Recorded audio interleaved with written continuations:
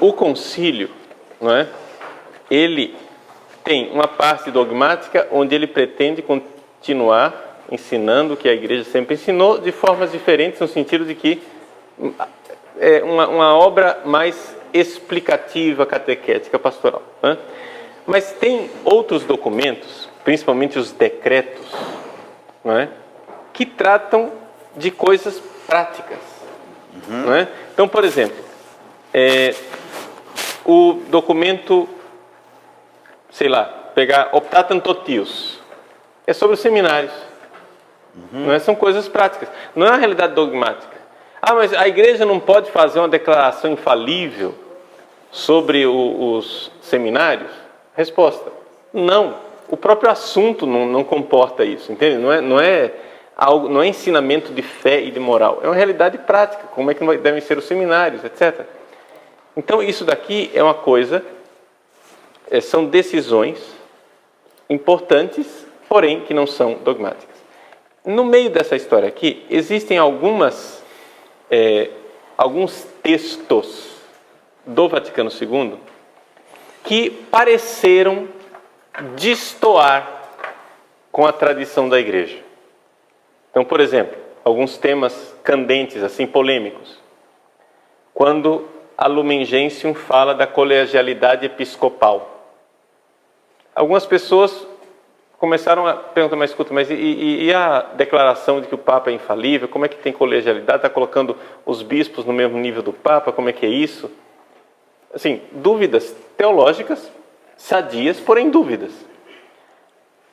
Outro documento, por exemplo, que criou dificuldades, a Dignitatis Humanae, que é sobre a liberdade religiosa.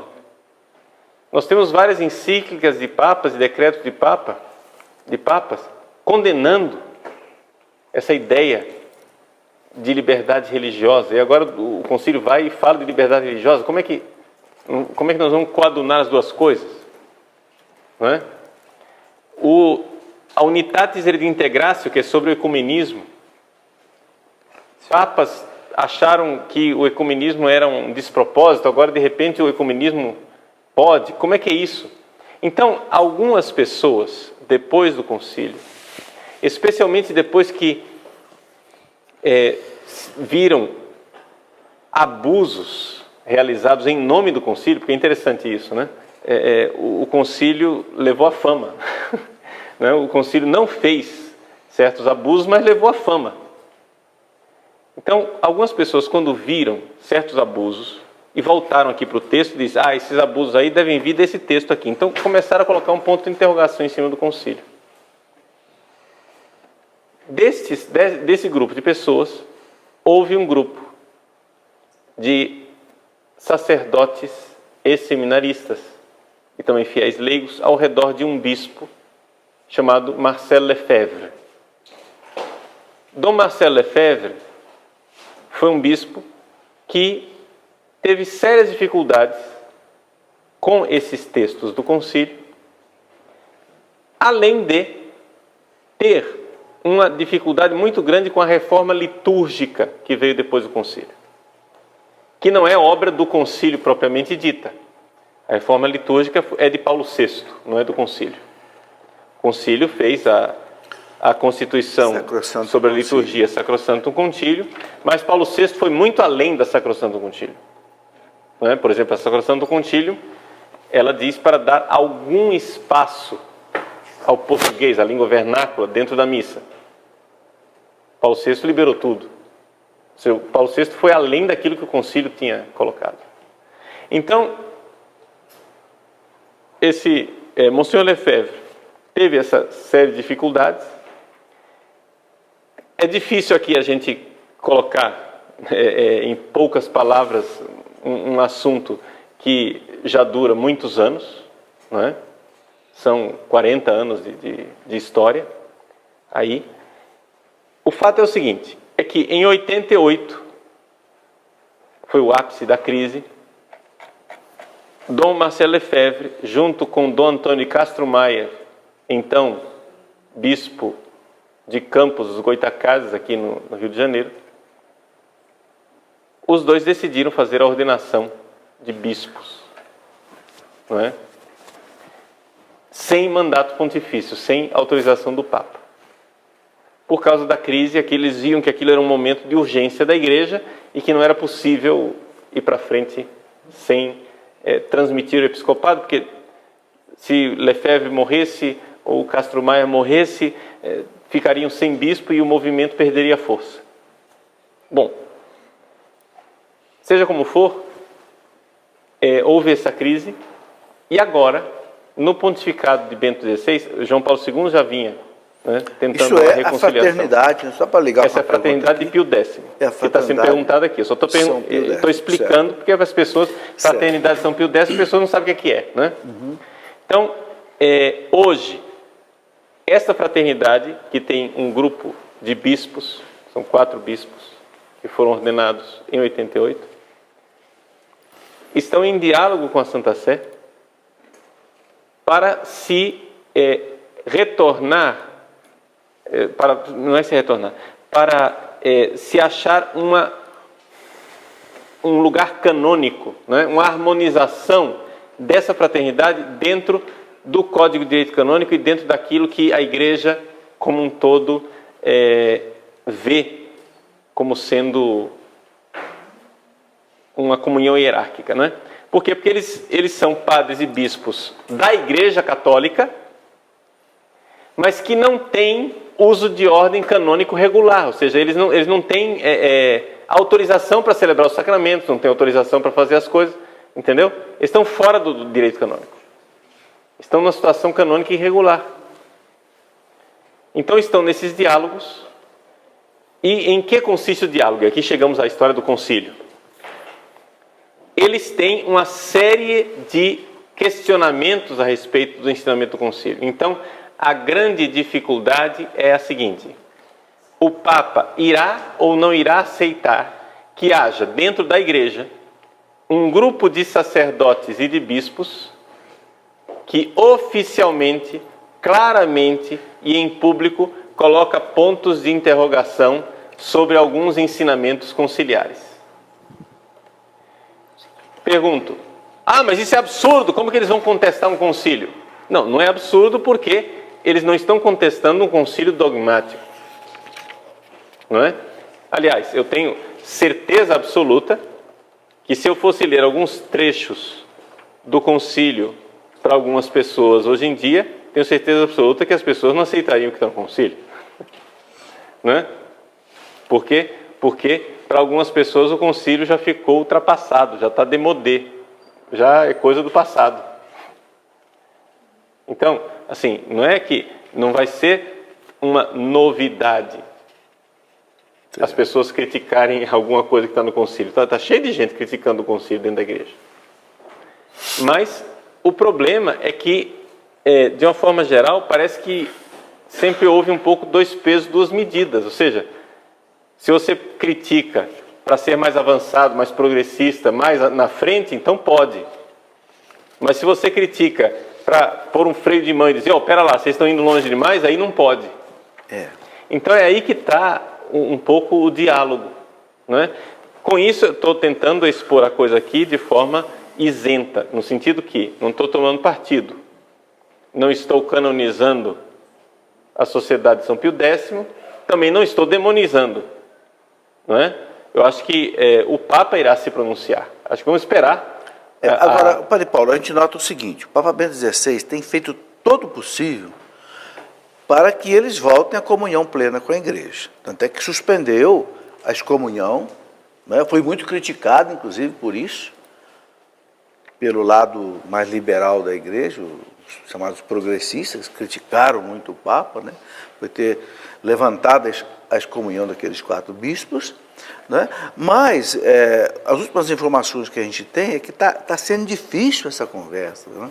A fraternidade parece que não está aceitando um mínimo necessário para que o Papa diga, bom, vocês vão ser canonicamente, ou não é isso? Veja, o diálogo está indo bem. O que nós sabemos são, assim, indiscrições que aparecem, cartas internas e diálogos entre eles, ou seja, há um momento de tensão interno dentro da própria fraternidade.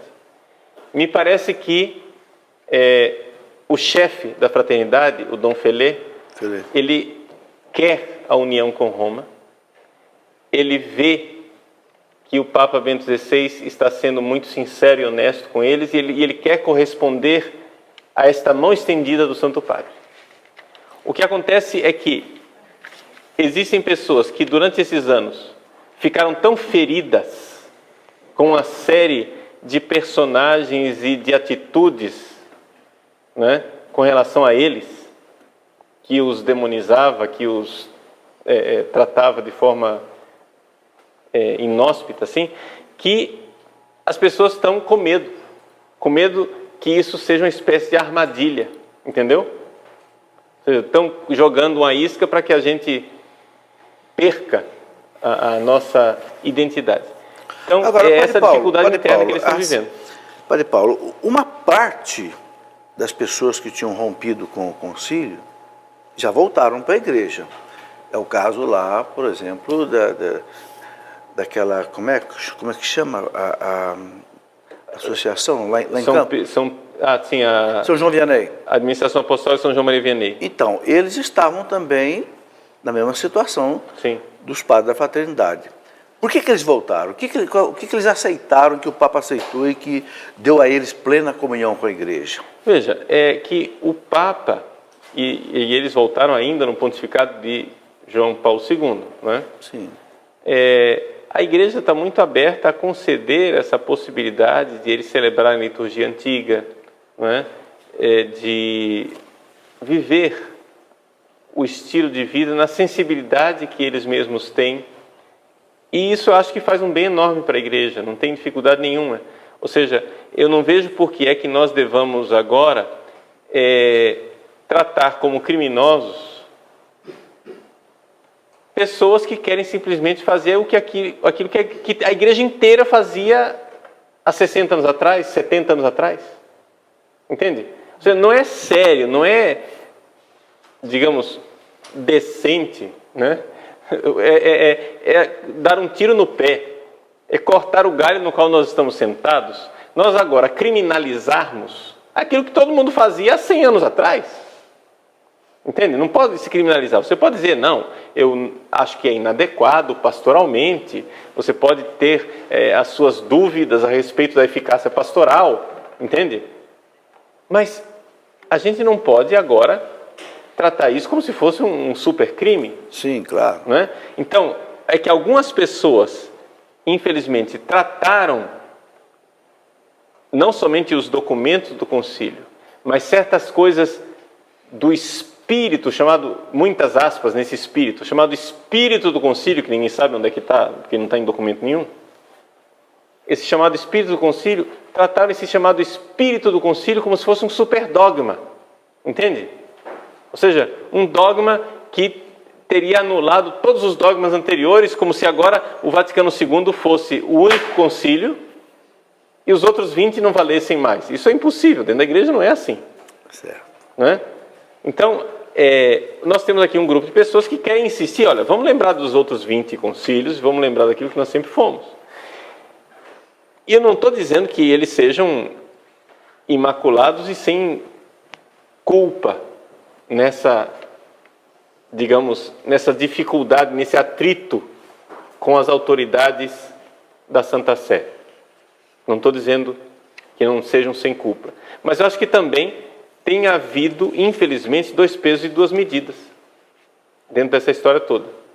Entende? Ou seja, uma tolerância enorme com gente que até já perdeu a fé católica, que diz coisas absurdas, entendeu? Tolera-se, por exemplo, gente ensinando nos nossos seminários que a Eucaristia não é sacrifício, é só um símbolo, né? Que a Eucaristia é somente a festa da celebração da comunidade, é uma partilha do pão, etc., e que não há ali o sacrifício da paixão, morte e ressurreição de Cristo, ali não está a transubstanciação, a presença real de nosso Senhor Jesus Cristo. Quer dizer, se tolera heresias absurdas, e de repente um grupo de padres que quer simplesmente fazer aquilo que a igreja fazia há 60 anos atrás, não é? ostracizados, deixados ali de lado como se fossem criminosos. Então, eu acho que há ali uma animosidade e que de ambos os lados as coisas precisam mudar. Mas a gente percebe... Eu vejo que o Papa tem aberto... Mas eu percebo que o diálogo com a fraternidade São Pio X é mais fácil do que o diálogo com esse outro lado. O lado que o senhor colocou aí como herético. Né? A gente percebe. O lado herético é muito mais assim, resistente e ao mesmo tempo ofensivo à igreja, ofensivo ao Papa. Pelo menos a gente nota isso nos artigos que a gente lê aí na internet. Sim, porque são revoltosos. Agora, eu queria colocar tem uma pergunta aqui da plateia, Padre Paulo, que é o seguinte: o que o Concílio Vaticano II diz sobre a liberdade religiosa? O senhor colocou 2 pontos muito interessantes aí: a questão da liberdade religiosa e a questão do ecumenismo.